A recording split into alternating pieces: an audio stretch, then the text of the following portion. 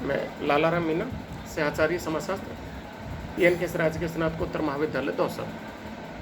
जैसा कि मैं पूर्व में आपको बता चुका हूँ, ग्रामीण समाजशास्त्र में BA part second paper second ग्रामीण समाजशास्त्र में संयुक्त परिवार चल रहा था अपन के।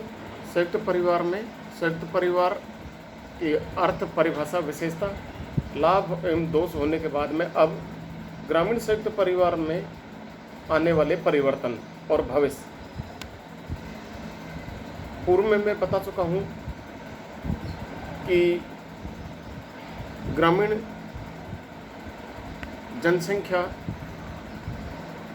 शहरों की अपेक्षा बहुत अधिक है, या गांव में लोग बहुत अधिक रहते हैं, 72% के लगभग गांव में रहते हैं।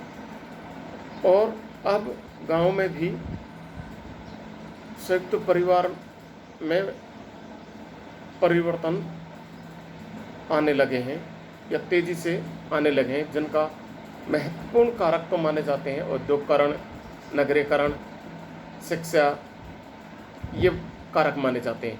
परंतु यहाँ मैं आपको कुछ और कारक बताने जा रहा हूँ। जैसे सबसे पहले, अब संयुक्त परिवार, संयुक्त निवास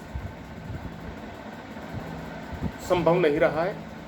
व्यक्ति धीरे धीरे छोटे छोटे मकान बना करके एक एकल या एकाकी परिवार के रूप में रहने लगे हैं। क्यों? क्योंकि व्यवसाय के लिए वो नगर में जाने लग गए और वहाँ जा कर के वो छोटा मकान बना करके अपनी फैमिली को रखने लग गए।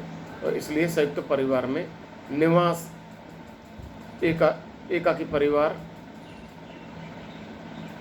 बन के छोटे छोटे मकान बनाने लग गए।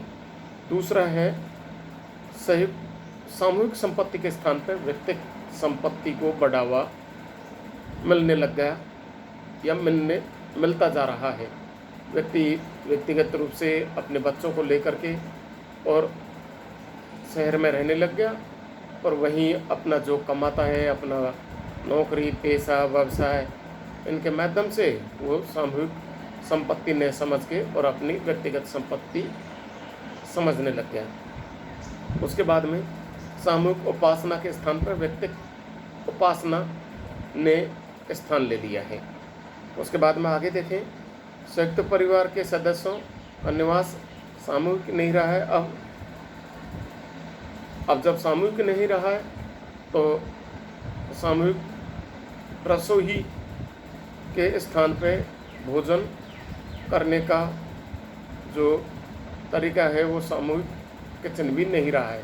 व्यक्तिगत रूप से एक एकल परिवार या परिवार के रूप में अपना खाना बना करके खाने लग गए और अपने परिवार को लेकर के दूसरी जगह रहने लग गए।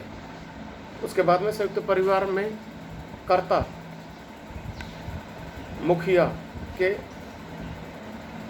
की सत्ता का ह्रास हुआ है। उसके स्थान पर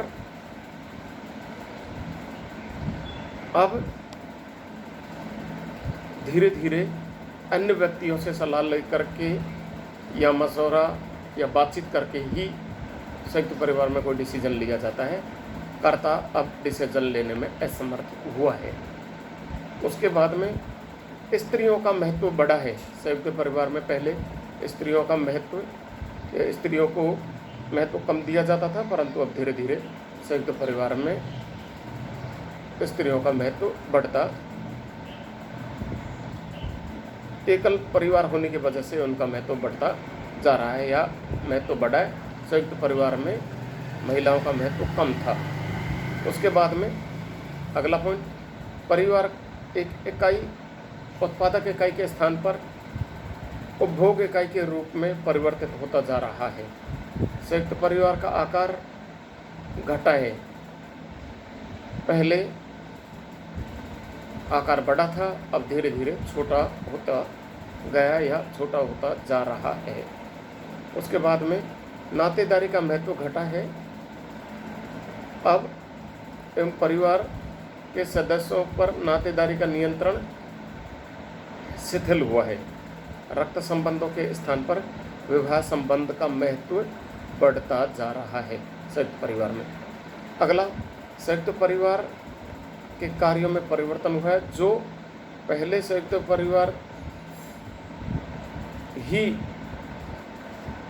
कुछ विशिष्ट समितियां और कारक थे, वो सीमित हुए हैं।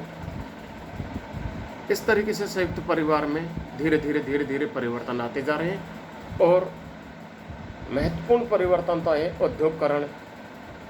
जैसे जैसे विकसित होता गया है, उद्योग लगते गए, व्यक्ति काम की तलाश में, व्यवसाय की तलाश में, नौकरी पेशे की तलाश में शहरों की ओर बढ़ने लग गया और संयुक्त परिवार धीरे धीरे टूटने लग गए। उसके बाद में शिक्षा ने भी संयुक्त परिवार में आमूलचूल बदलाव या परिवर्तन लाया है।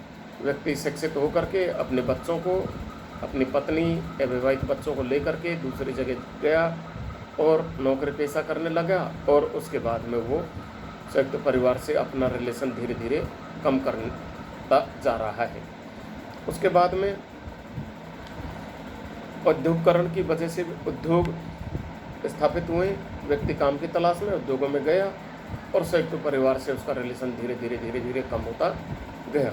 तो इस तरीके से ग्रामीण परिवेश में या ग्रामीण समुदाय में धीरे धीरे परिवर्तन आते गए। संयुक्त परिवार, हम यह नहीं कह सकते कि संयुक्त परिवार बिल्कुल ख़त्म हो गए, परंतु संयुक्त परिवार के स्वरूप में बदलाव निश्चित रूप से आते गए या आते जा रहे हैं।